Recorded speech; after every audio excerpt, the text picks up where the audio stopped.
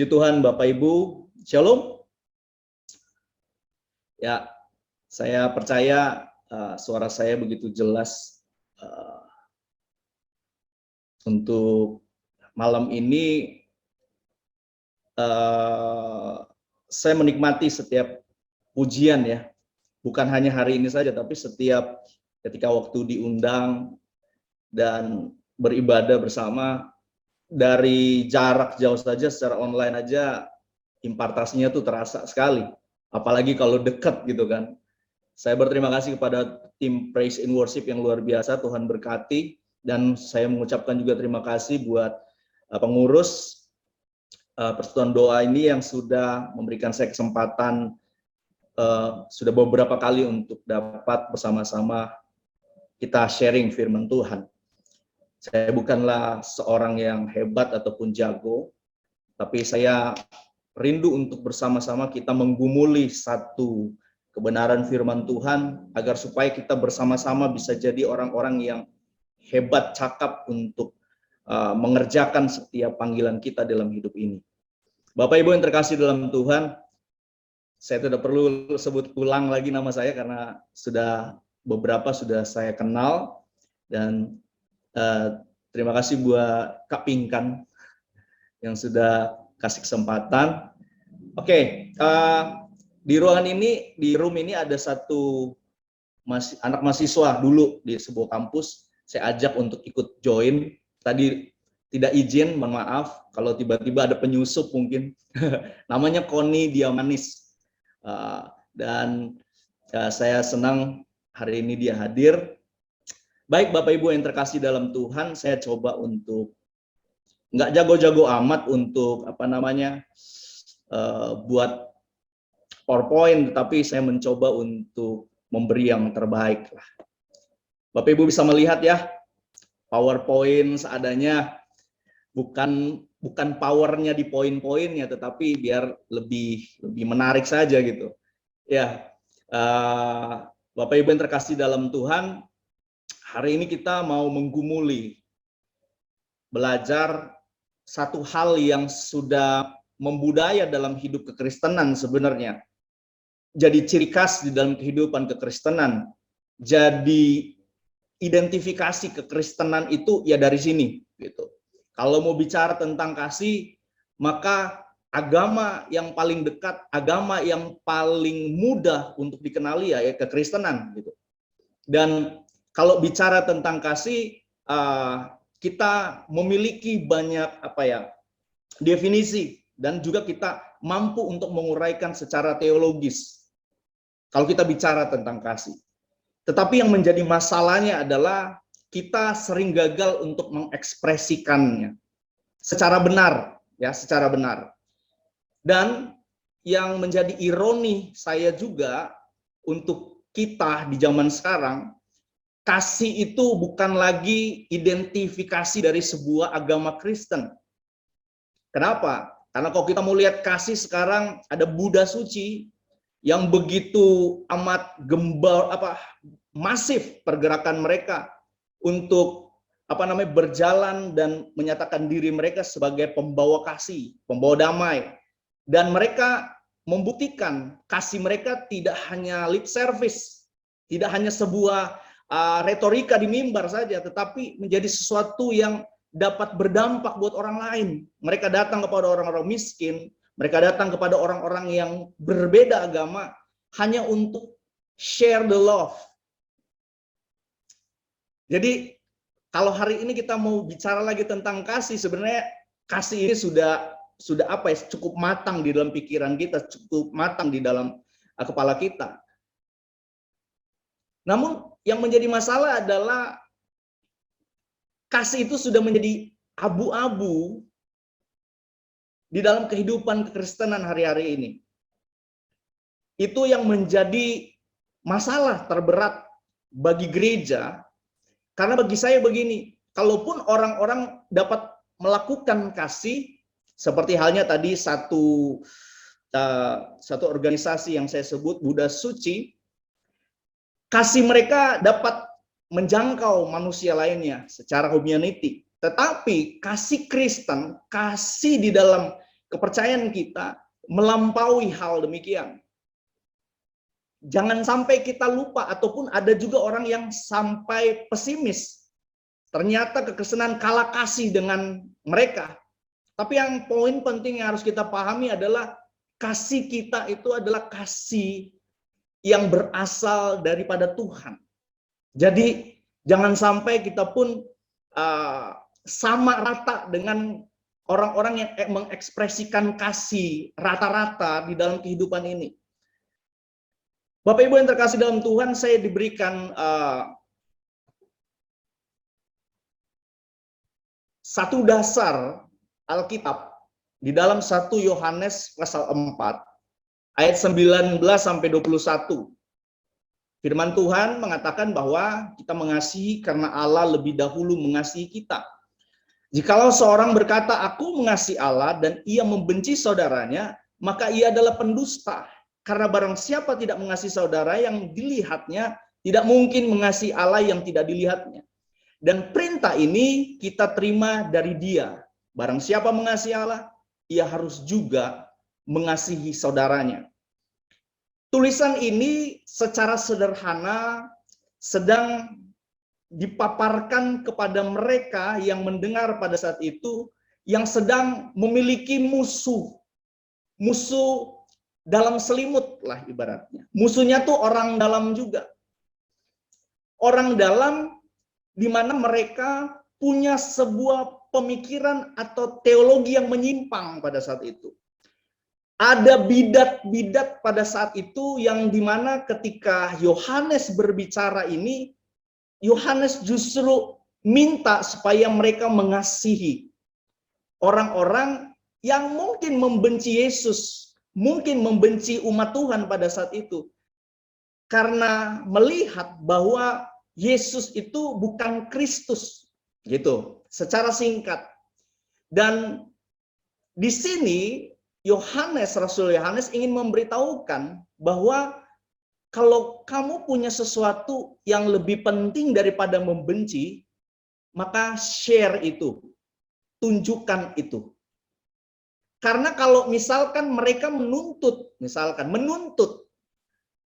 pembuktian Allah itu memang benar-benar berinkarnasi di dalam Kristus, mereka menuntut. Mana buktinya? Nah, dari sinilah Yohanes mau mengatakan kepada mereka, kasihilah mereka. Kenapa? Karena apa yang kamu terima, itulah yang harus kamu keluarkan.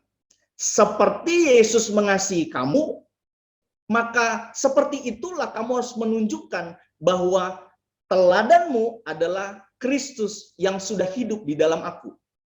Jadi, kalau misalkan Yohanes mau berulang kali sampai memerintahkan sebuah perintah yang aktif, mengasihi, ya, karena Allah sudah mengasihi kita, ya, karena itu adalah sesuatu hal yang penting untuk mereka pahami. Nah, ini secara secara historinya. Nah, Bapak Ibu yang dikasih dalam Tuhan, kalau misalkan kita bicara secara teologis, ya, seharusnya kita mampu untuk mengekspresikan kasih. Seharusnya kita mampu untuk menjalankan apa yang diperintahkan oleh Tuhan lewat tulisan ini. Kita tidak akan terlalu sulit sebenarnya untuk mengasihi musuh kita atau saudara kita. Dan kita mungkin akan terlalu susah untuk membenci mereka. Kenapa? Karena kita paham sebenarnya bahwasannya kalau kita dapat memberi apa yang daripada kita, yaitu kasih Allah, berarti kita sudah lebih dulu menerima, gitu kan? Jadi pembicaraan ini lebih kepada internalnya pada saat itu. Jadi kalau kamu udah tahu apa yang paling penting di dalam hidup ini, di mana di dalam kekristenan kasih Allah sudah sangat melimpah dalam hidup kita, maka tunjukkanlah itu. Tunjukkanlah itu. Nah, kalau kita secara orang Kristen baca ini sesuatu hal yang seharusnya di dalam kekristenan ini sangat mudah sekali untuk kita praktekkan, untuk kita ekspresikan. Tetapi yang menjadi masalah adalah kadang-kadang kita sering ketukar. Dan kita tidak memahami maksud dari kasih yang begitu banyak definisinya sebenarnya.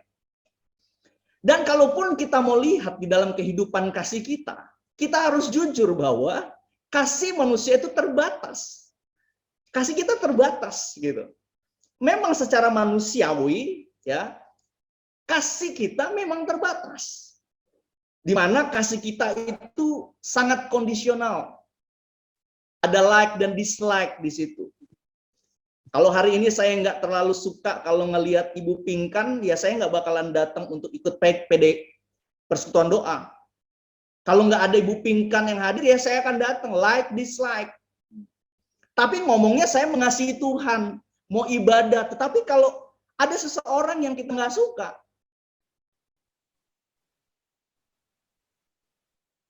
apa yang terjadi dengan kasih itu? Nah, makanya saya mau katakan bahwa jujurlah bahwa saya pun secara manusia punya kasih yang kondisional. Yang kedua adalah kasih kita tuh kadang transaksional. Ada untung rugi di situ. Kadang-kadang kita tuh oportunistik gitu. Kasih kita akan sangat berpengaruh kalau kita melihat apa yang dapat menguntungkan dari Ibu Pingkan misalkan. Maka saya akan share the love. Saya akan ekspresikan kasih. Tetapi kalau tidak menguntungkan buat saya, maka yang saya ekspresikan itu bukan kasih. Tetapi yang berlawanan dengan kasih. Sudah pasti seperti itu. Itulah kejujurannya, bahwa kalau kita mau mengatakan bahwa kita punya kasih, namun kita tidak benar-benar bergantung kepada Roh Kudus, maka keterbatasan kasih itu akan menjadi alasan untuk menjadi pelarian buat kita. Ya, pelariannya adalah ini. Kasih kita kondisional, kasih kita transaksional. Saya sih mau mengasihi. Tetapi kalau dia mau mengasihi saya. Namun, apa yang kita baca ini adalah sebuah denyut jantungnya Tuhan yang harus kita pahami, bahwa kasih yang Tuhan mau beri adalah kasih yang tidak seperti itu. Kasih yang tidak terbatas, kasih yang melampaui akal sehat, melampaui rasa sakit, melampaui segala sesuatu yang kita pikirkan. Sokrates pernah mengatakan bahwa kasih adalah keinginan untuk meraih kebaikan. Namun percayalah bahwa dalam jauh sebelum itu, pandangan ini telah dikatakan oleh kitab Kejadian pasal 2 ayat 18 yang mengatakan bahwa Tuhan Allah berfirman, tidak baik kalau manusia itu seorang diri saja. Aku akan menjadikan penolong baginya yang sepadan dengan dia. Artinya, kasih pernah juga sudah dipikirkan oleh seorang filsafat yang besar. Sokrates pernah berpikiran tentang kasih itu seperti apa. Oh, meraih kebaikan. Berarti kalau misalkan kita kembali kepada kasih yang terbatas, ada kasih-kasih yang transaksional. Berarti kalau saya menemukan kebaikan, maka saya akan share kasih itu. Tetapi Alkitab sudah mengatakan itu justru bukan hanya meraih kebaikan, tetapi mengisi kekosongan. Di dalam kehidupan manusia tidak ada yang lebih penting. Kata Blaise Pascal, ada ruang kosong di dalam hati manusia yang kosong dan tidak dapat diisi oleh apapun. Hanya kasih Tuhan. Jadi orang-orang yang di luar sana memikirkan kasih juga. Dan definisinya selalu berbicara. Seperti apa ketika mereka menggumulkan itu. Kierkegaard mengatakan bahwa kasih adalah hal yang tiba-tiba saja mengubah seseorang. Mungkin waktu pacaran ada seseorang yang kurang romantis, tetapi setelah menikah dia ternyata seorang yang sangat romantis. Kalau misalkan kita memahami ini, artinya kalau ada orang yang berubah, belum tentu juga karena dia mengasihi Allah. Tapi karena ada situasional, kondisional, kondisi yang membuat dia harus mengubah dirinya. Karena baru pacaran mungkin jadi kasihnya itu harus berlebihan misalkan. Tapi seberapa banyak akhirnya ketika mereka menikah akhirnya tahu belangnya seperti itu. Dulu kamu sangat mengasihi aku, ada batu di jalan, ya kan, kesandung. Kalau pendeta-pendeta zaman dulu selalu ambil contoh ini, kesandung, terus abis itu, aduh sakit yang waktu masih pacaran, aduh kasihan ya. Pada waktu udah menikah kesandung, di mana ngapain mata? Pakai kok ngapain mata begitu. Pakai mata makanya gitu. Nah, apakah itu kasih yang dikatakan oleh 1 Yohanes pasal 4 tadi? Bukan. Jadi kalau kita tiba-tiba berubah, bukan karena dasar kasih sebenarnya, itu menjadi masalah. Kenapa? Karena kasih seperti itu tuh bisa berubah kapan saja. Di dalam Alkitab, hal serupa pernah dialami oleh seorang tokoh di Alkitab bernama Yakub. Yakub tadinya adalah seorang penipu, menjadi rela ditipu ketika hendak mendapatkan cinta kasihnya. Kejadian 29 ayat 20. Jadi bekerjalah Yakub 7 tahun lamanya untuk mendapat Rahel. Tetapi yang 7 tahun itu dianggapnya seperti beberapa hari saja karena cintanya. Kenapa? Karena kasihnya. Karena kasihnya. Jadi ekspresi kasihnya itu hanya karena apa? Hanya karena sebuah romantika. Bisa berubah? Bisa. Lalu apa itu kasih? Apakah kasih adalah sebuah humbaran seks antara aku laki-laki dan kamu perempuan yang menjelma menjadi sebuah insang yang mempolarisasi sebuah keturunan yang bukan aku dan bukan kamu tetapi milik kita? Apakah itu kasih? Apakah kasih adalah sebuah hal kecocokan yang karenanya aku dan kamu saat ini memutuskan untuk pacaran, merencanakan menikah, dan memiliki anak? Pernahkah kita melihat seekor kerbau yang telah membangun kecocokan selama berbulan-bulan, bahkan bertahun-tahun, demi sebuah kehangatan dan keutuhan kehidupan pacaran, pernikahan, dan memiliki keturunannya? Atau pernahkah saudara mendengar sapi jantan mengatakan bahwa saya memilih hidup bersama sapi betina yang itu karena memiliki kesamaan pada hobi memakan rumput? Saya tuh kenapa kamu pacaran sama dia? Saya mengasihi dia karena ada sesuatu yang sama dalam hidup kita. Sapi pun sama. Kalau kita cuma bicara tentang kasih yang di luar dari apa yang menjadi topik kita. Apakah kita menjalin hubungan intim karena kita mengasihi orang itu, atau kita mengasihinya karena telah menjalani hubungan intim?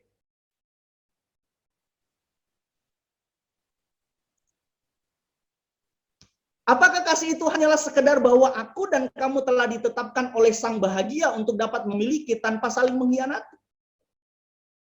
Apakah karena kasih kita memiliki kesiapan untuk dimiliki, atau dimiliki merupakan satu-satunya alasan kita siap mengasihi? Ternyata, Bapak Ibu yang terkasih dalam Tuhan, seorang filsuf bernama Plato tahu persis bahwa kasih di dunia ini hanyalah sebuah bayang-bayang dari yang tadi kita baca tuh, yang saya sudah terangkan. Ternyata semua bayang-bayang semua. Dari keindahan kasih di dunia ide yang tak terkatakan. Kasih di dunia ini tidak memberikan arti yang sesungguhnya dari sebuah kenikmatan dan keindahan kasih yang sesungguhnya yang ada di atas sana. Jadi kasih yang ada di dalam dunia ini adalah yang bayang-bayang. Ini kalau kita mau lihat luas, nggak terlalu luas sih, maksudnya ya secara terbatas lah kasih itu seperti apa sih kalau misalkan lihat dari pandangan filsafat misalkan. Kasih itu menerobos tantangan, kasih itu sebuah pengharapan yang menjelma menjadi sebuah kenyataan, ekspresi. Filsuf Aristoteles tidak percaya bahwa kasih hanyalah sebuah ide dan fantasi di belakang di dalam sebuah perasaan mendalam manusia. Dia percaya bahwa kasih harus dibuktikan, diekspresikan, dan diwujud nyatakan. Ketika mereka menggumulkan tentang kasih itu, cinta itu, ternyata mereka mentok. Dan akhirnya pergumulan mereka ada ada di satu titik di mana ada kasih yang lebih tinggi dari kasih-kasih yang ada dalam dunia.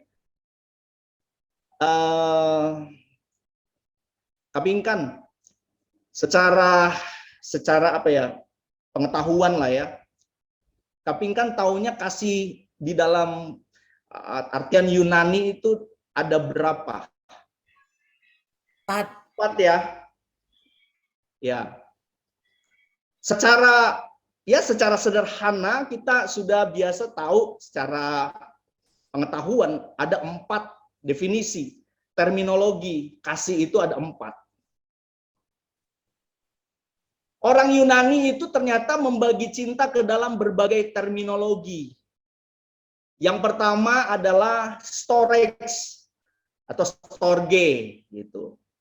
Apa itu storge? Afeksi natural. Apa itu yang kedua? Filia, persahabatan. Apa itu eros, seksual. Apa itu yang ini nih, yang paling penting agape. Bukan karena saya tidak mau taruh dia di atas ya, tetapi saya pengen taruh aja dia di situ. Tapi kita tahu yang penting dan kasih sejati. Agape, kata bendanya ya, kalau misalkan agapao itu kata kerjanya. Nah, itu adalah kasih tidak bersyarat. Ludus, cinta yang menggoda. Mania, cinta timbal balik. Pragma, cinta abadi. Pilautia, cinta pada diri sendiri.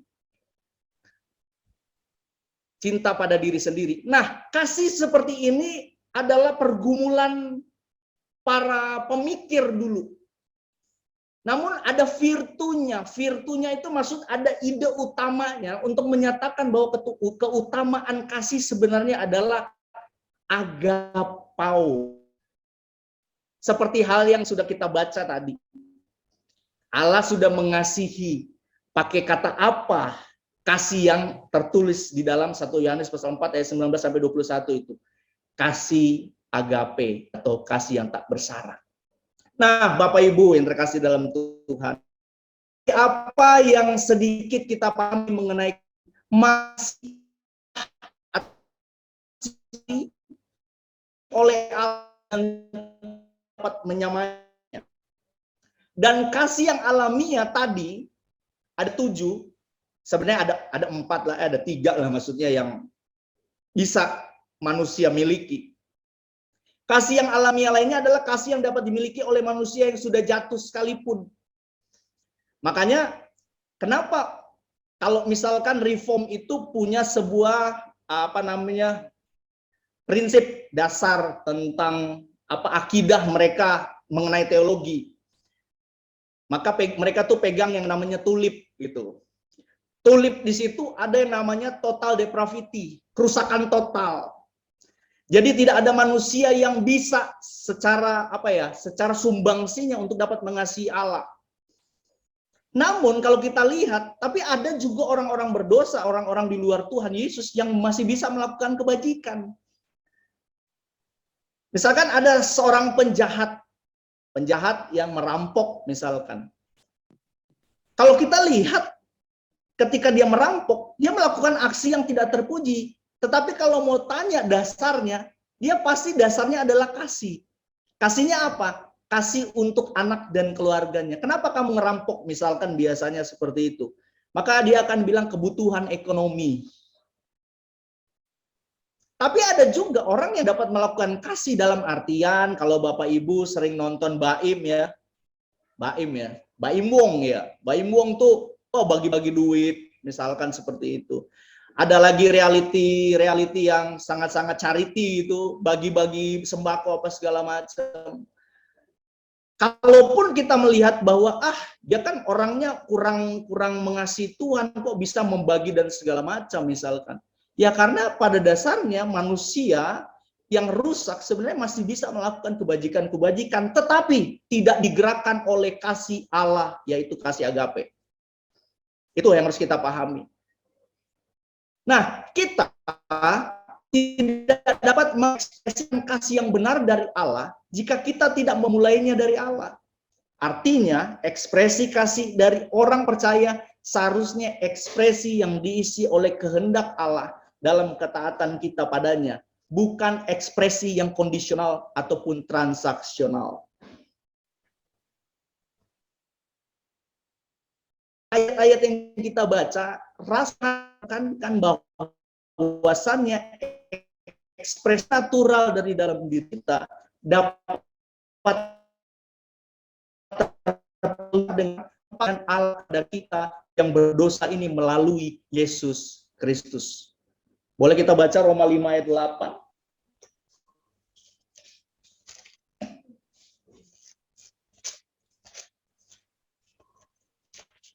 Ya, di dalam Roma 5 ayat 8 firman Tuhan mengatakan begini. Akan tetapi Allah menunjukkan kasih-Nya kepada kita oleh karena Kristus telah mati untuk kita ketika kita masih berdosa. Ketika kita masih berdosa.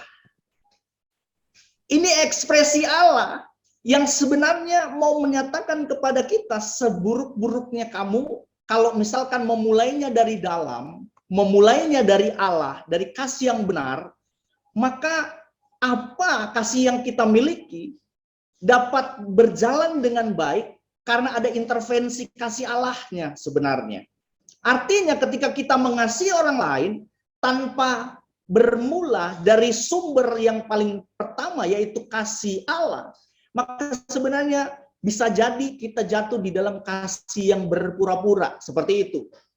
Tetapi ketika kita mulai melihat dan meneliti kasih yang sebenarnya, bahwasanya kasih itu adalah kasih yang dimana diberikan oleh Allah ketika kita masih berdosa, maka yang dari dalam akan diubahkan secara metanoia, dan hasilnya seharusnya hasilnya akan menghasilkan sesuatu yang lebih unggul dari kasih-kasih yang sudah kita baca tadi.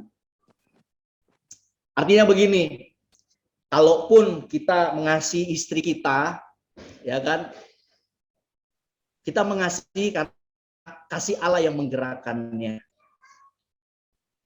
Kalaupun kalau kita filea sama orang, kalaupun kita eros sama orang, misalkan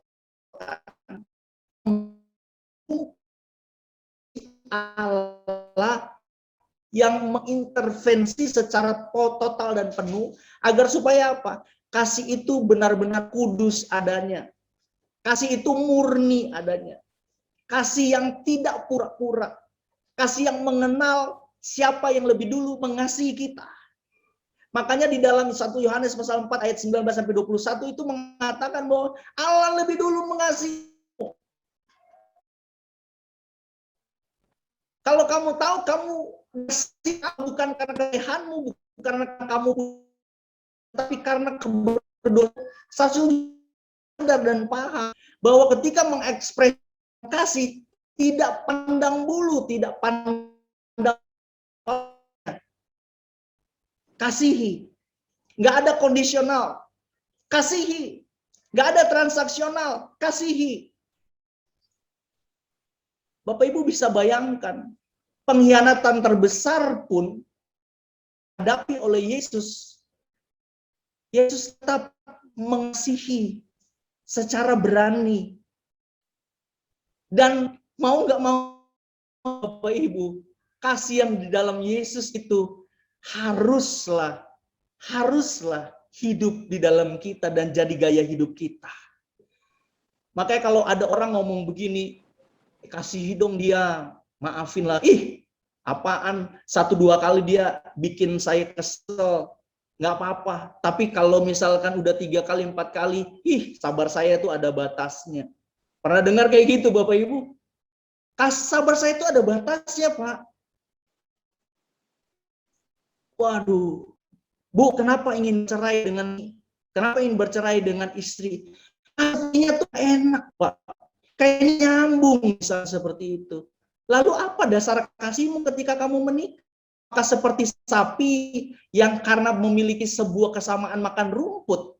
Atau karena kasih yang hanya diutarakan karena itu? Seperti yang tadi sudah saya bahas. Nah itulah yang menjadi sebuah pemahaman kita tapi mengekspresi. Kalau rata dunia, semua orang bisa, agama pun bisa. Tetapi kasih yang memberikan nyawanya pada orang lain hanya ada di dalam Yesus Kristus. Kalau dilihat dari permasalahannya ya, tadi saya sudah sedikit bahas, alasan Yohanes menekankan untuk mengasihi dan tidak membenci mereka yang tidak percaya bahwa Yesus adalah Kristus Ya dengan jalan atau jalan keluarnya atau solusinya yang menjadi jawaban dari ketidakpercayaan mereka. Mengasihi menunjukkan pada mereka inilah bukti dan kebenarannya bahwa Yesus adalah Kristus, telah mengasihi umatnya, maka mereka pun wajib sama seperti apa yang Yesus sudah lakukan. Mau nggak mau, suka atau nggak, silakan. Kita bisa menentukan. Mengekspresikan kasih bukan hanya ketika kita dapat hadiah dan akhirnya senang dan ekspresikan cium pipi kiri, pipi kanan kepada orang yang memberi. Dan say thanks, thank you, love you. Nggak begitu ekspresinya. Ekspresi yang benar mengenai kasih sebenarnya lebih daripada itu dan lebih sakit dari itu. Ketika kita dibenci, ketika kita disakiti, ekspresi kasih itulah yang paling ditunggu oleh Tuhan. Kalau kapingkan saya kasih 10 juta, waduh, ekspresinya sudah pasti kelihatan. Ya kan, tapi kalau kapingkan misalkan saya omongin di belakang, misalkan, wah nggak bakal diundang-undang saya. Ataupun saya bakalan dilabrak habis-habisan. Kita lihat 1 Yohanes pasal 2 ayat 6. 1 Yohanes pasal 2 ayat 6 firman Tuhan mengatakan bahwa barang siapa mengatakan dalam dia, ia wajib hidup sama seperti Kristus telah hidup. Bapak Ibu bayangkan betapa beratnya sebenarnya menjadi orang-orang percaya, menjadi murid Yesus itu berat sebenarnya. Kenapa? Kewajiban kita adalah melakukan apa yang Yesus lakukan. Kalau misalkan mengasihi orang yang membenci kita adalah sesuatu yang pernah Yesus lakukan dan berhasil dan menelurkan atau melahirkan sebuah teladan hidup, maka mau nggak mau, suka nggak suka, kita harus lakukan itu. Mau nggak mau, suka nggak suka, kita harus lakukan itu. Kesakitan terberat, kesakitan terbesar itu kan pengkhianatan ya. Kasih kita dihianati, kasih kita disia-siakan. Itu tuntutannya kita mau mengampuni, kita mau mengasihi atau tidak. Itu berat. Makanya kalau mau bicara tentang ekspresi kasihmu, aduh. Tampar pipi kiri, kasih pipi kanan, Bu. Apalagi diajak jalan 1 kilo, ajak jalan 2 kilo, Bu. Apalagi kalau saya mau kasih tunjuk ayatnya banyak banget sebenarnya. Tapi itulah ekspresi kasih. Kalau kita tahu seseorang yang pernah mau dirajam batu dan dia dirajam batu dan akhirnya melihat ke atas, dia melihat ke langit dan dia mengatakan anak Allah gitu kan, turun.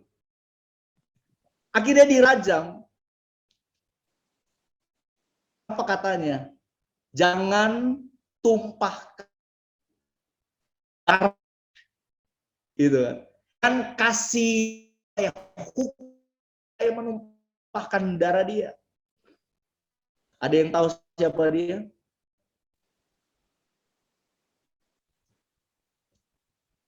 Ada yang tahu siapa dia?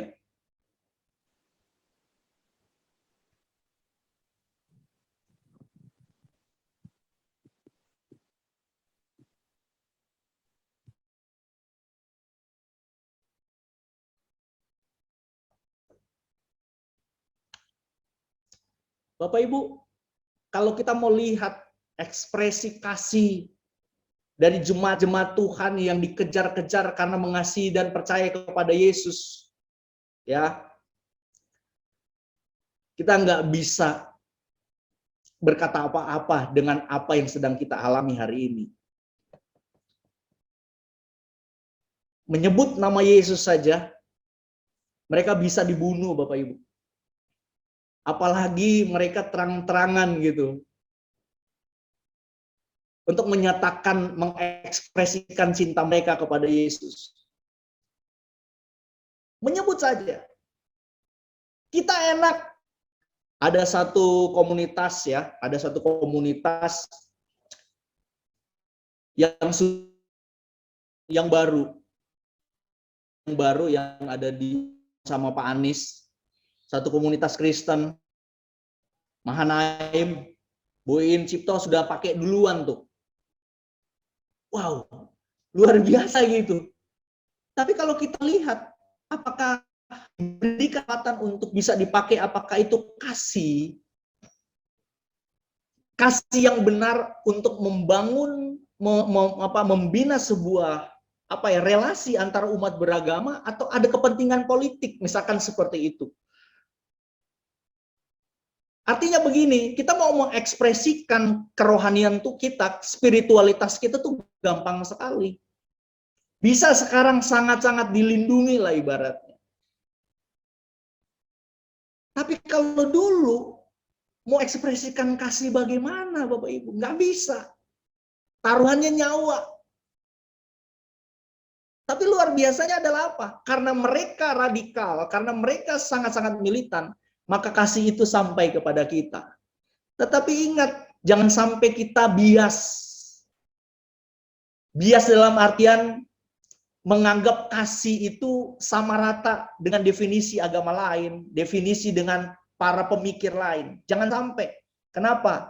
Karena kasih yang Allah berikan adalah kasih yang menyelamatkan, Bapak Ibu. Artinya, kalau kasih itu ada dalam kehidupan kita, kita nggak bisa nggak mengekspresikannya.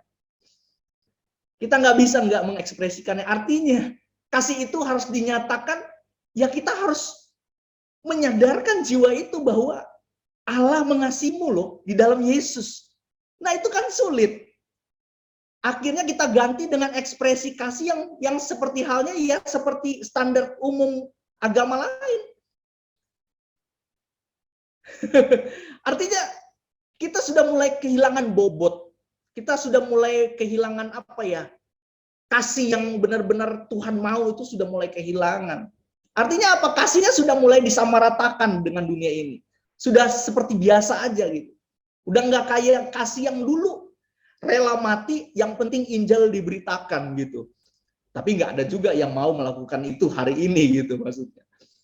Tetapi jangan sampai ekspresi kasih kita itu hanya sebatas gitu. Hanya sebatas untuk yang penting aman.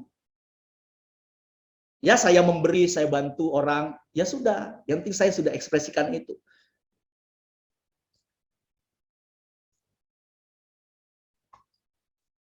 Maka dari itu, tidak ada bukti yang lebih kuat dari sebuah ekspresi kasih yang terlihat dan dapat dinikmati lewat perbuatan dan dalam kebenaran. Kalau kita lihat di dalam 1 Yohanes 3 ayat 18, firman Tuhan mengatakan, anak-anakku, marilah kita mengasihi bukan dengan perkataan atau dengan lidah, tetapi dengan perbuatan dan dalam kebenaran. Di dalam Matius pasal 5 ayat yang ke-13 sampai ke-16, jelas sini dikatakan bahwa kamu adalah garam dunia. Jika garam itu menjadi tawar, dengan apakah ia diasinkan? Tidak ada lagi gunanya selain dibuang dan diinjak orang. Kamu adalah terang dunia, dan yang terletak di atas yang tidak mungkin tersembunyi. Lagi pula orang tidak menyalakan pelita lalu meletakkannya di bawah gantang, melainkan di atas kaki dian, sehingga menerangi semua orang di dalam rumah itu. Demikianlah hendaknya terangmu bercahaya di depan orang, supaya mereka melihat perbuatanmu yang baik dan memuliakan Bapamu yang di surga. Ada tujuan jelas di situ. Amsal 27 ayat 19. Coba kita lihat.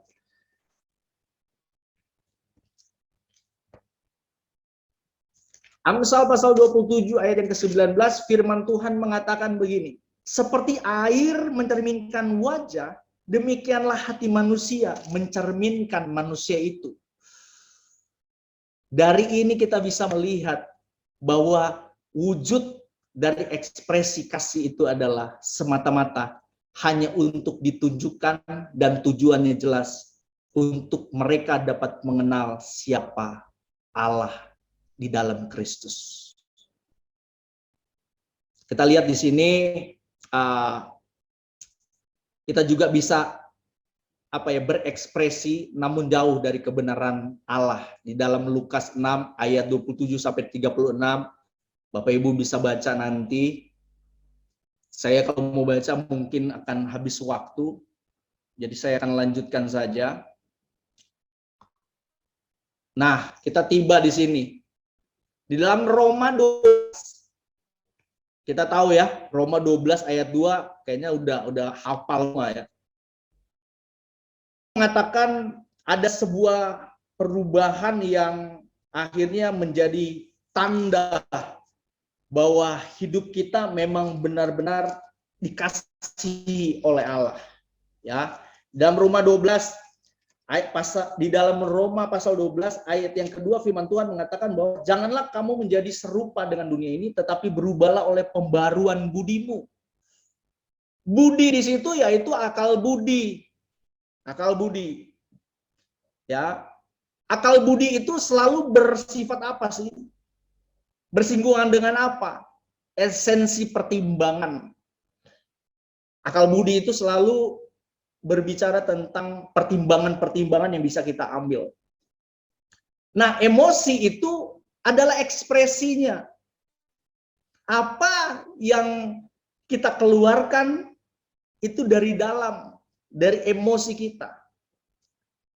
Nah, kalau kita mempertimbangkan bahwa yang terbaik adalah kita serius dengan Tuhan, maka emosi yang terbangun adalah emosi yang kudus. Sudah pasti dong, sudah pasti. Ekspresinya itu sudah pasti apa? Kudus. Nah, kalau rasio atau akal budi ditambah dengan emosi, maka akan menjadi afeksia notisia, yang akan menjadi akal sehat. Dan akal sehat itulah yang seharusnya akan menjadikan kita benar-benar mengenal Allah dan melakukan apa yang menjadi perintah Tuhan. Bukan menjadi akal-akalan kita untuk memerintah Tuhan. Nah, akal sehat itu akan menciptakan atau membangun yang namanya asepsia, yaitu kesadaran. Dan akhirnya dari semua itu, ketika kita sadar bahwa kita sudah dikasihi oleh Tuhan, ya, dan kesadaran untuk mengasihi orang lain harus kita lakukan, maka ekspresi kita, ekspresi kasih kita akan menjadi sebuah habit fidei atau fiducia yang disebut sebagai perubahan nyata yang kita tahu dengan metamorfosa. Jadi kalau kita tidak pernah menggunakan akal untuk berpengetahuan tentang Tuhan, maka tidak pernah akan menyentuh sampai ke efek emosi dulu, habis itu ke asepsia, habis itu kemana? Perubahan nyata. Nah, banyak orang Kristen nggak berubah-berubah secara nyata. Perubahannya itu kadang-kadang cuma 2 jam di gereja. Ketika tersentuh, ketika dengar firman Tuhan, perubahannya nggak nyata. Kenapa? Karena dia hanya sampai di step akal budi. Masa sih kalau mengasihi musuh maka Tuhan akan mengampuni aku? Dia pertimbangkan itu. Nggak mungkin kayaknya. Nanti kalau aku mengasihi dia mengasihi aku nggak ya? Nah, itu akal budi. Makanya saya mau katakan, kalau kita tidak pernah diperbaharui, dilahirbarukan oleh Roh Kudus, maka pengetahuan kita, nurani kita hanya dikendalikan oleh hidup kita yang lama. Tetapi kita dilahirbarukan oleh Kristus, oleh tuntunan Roh Kudus, maka yang terjadi adalah perubahan akal budi. Maka di dalam Roma 12 ayat 2 mengatakan, berubahlah. Berubahlah. Makanya kalau misalkan hari ini kita masih bisa mengekspresikan kasih-Nya Tuhan secara tulus, artinya bukan sesuatu yang baik yang kita bisa terima dan akhirnya kita balas dengan kebaikan juga, tetapi segala sesuatu yang nggak baik sekalipun kita bisa balas dengan sesuatu hal yang baik. Berarti kita sudah mulai ada di tahap fidusia, perubahan nyata. Bapak Ibu, ada 2 contoh perubahan dari dalam yang diekspresikan dengan cara yang luar biasa. Bapak Ibu pernah dengar yang namanya perempuan Samaria? Di dalam Yohanes pasal 4, Yesus jumpa dengan perempuan itu. Dia kenapa keluar siang-siang? Karena pada saat itu orang-orang nggak bakalan ambil air di situ. Yesus duduk, Yesus datang hanya untuk membuat dia mengubah apa yang tidak puas di dalam dirinya. Luar biasanya secara singkat, saya singkat saja, perempuan itu mengekspresikan kasih Tuhan kepada orang-orang yang ada di kota Samaria. Bukan karena Tuhan memuji dia. Ih, kamu cantik, kamu luar biasa. Enggak. Bukan juga membicarakan tentang bagaimana peribadatan orang Samaria. Tidak. Tetapi Yesus hanya memberitahukan bahwa apa yang kamu dapat dari kebahagiaanmu, ekspresimu itu salah. Kalau kamu menganggap kamu bahagia punya 5 suami, dan kamu ekspresikan itu terus-menerus menunjukkan bahwa kasihmu adalah kasih yang benar, kamu salah. Maka Tuhan kasih tahu, aku mau kasih kamu kasih yang benar, kasih yang sesungguhnya. Bapak Ibu bisa lihat ketika Yesus kasih, berikan kasih itu, dia mengasihi perempuan itu, ekspresinya berbeda dan luar biasa. Justru apa? Dia tidak malu sebagai perempuan pezina yang punya 5 suami. Dia nggak malu datang ke kota dan berteriak-teriak, apakah itu Mesias? Apakah itu Mesias? Dia tidak ngomong begini, dia menyembuhkan kakiku, dia menyembuhkan kupingku, dia menyembuhkan mataku. Enggak, tapi dia bilang begini, dia kasih tahu dosa-dosaku. Bapak Ibu, orang yang nggak mengasihi adalah orang-orang yang tidak pernah merasakan kebaikan Tuhan atas pengampunan dosa yang seharusnya dia lihat. Dosanya itu seabrek-abrek.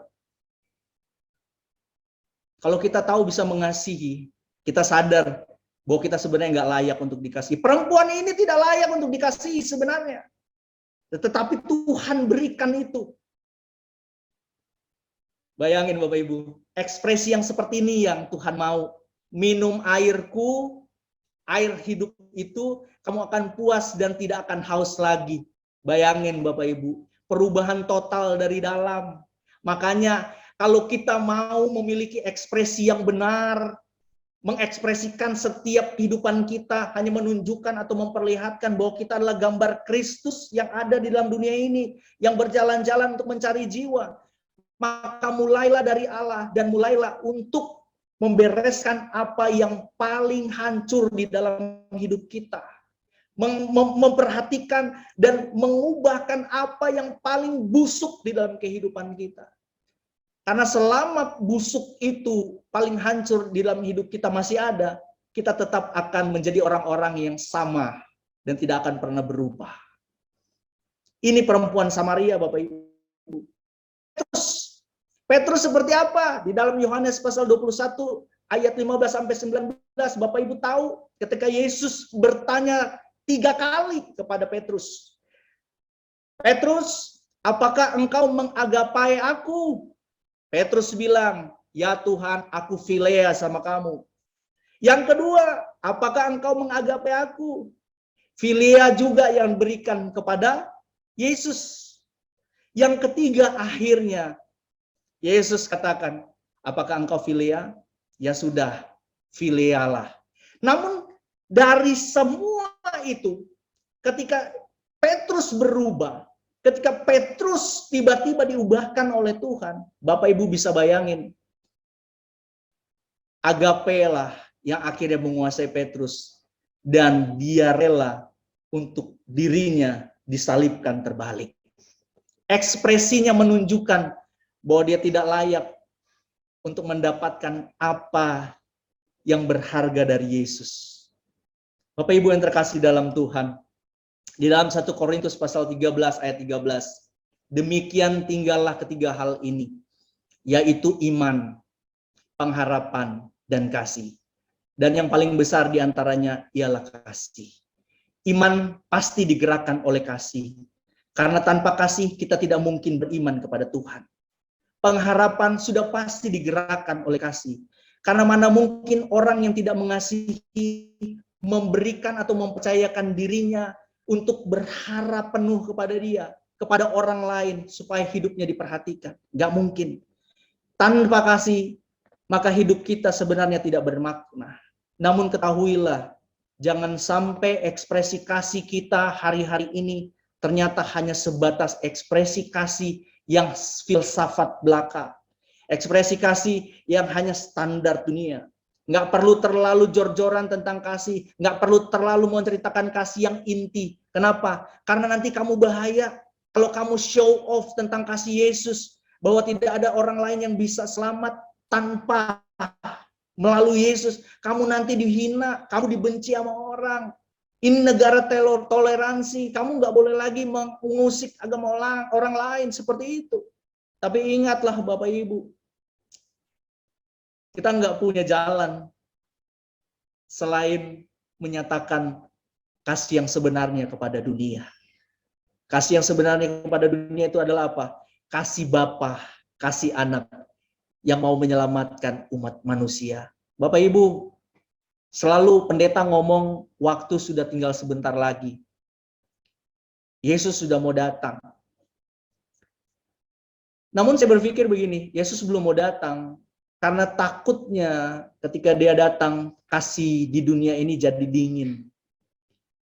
Jadi dia masih beri kesempatan, saya bukan Tuhan, saya bukan Nabi, tetapi saya melihat kalau masih ada anugerah Tuhan, masih ada kesempatan yang Tuhan beri buat kita untuk share lagi kasih itu. Maka yang paling penting adalah mau nggak mau, suka nggak suka, ekspresikanlah kasih itu. Yang lebih penting dari apa yang kita pikir tentang kasih. Kasih yang sesungguhnya adalah membawa setiap orang untuk mengenal siapa Allah yang kekal dan Yesus yang diutus di dalam dunia ini. Kiranya Tuhan Yesus memberkati kita tundukkan kepala dan kita berdoa.